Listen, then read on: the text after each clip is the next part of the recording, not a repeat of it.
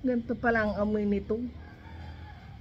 Talang, mabolo, kamagong ay ating Texman. Biyakin natin sa puwit.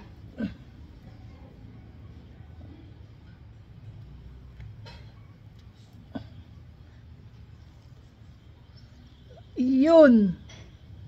Para din siyang star apple na parang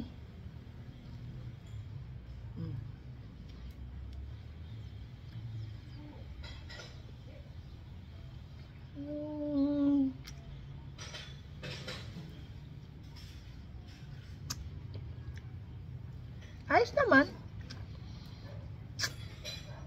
Walang makahalintudadan. Masyadong mabango. Ganito pa ang lasa nito.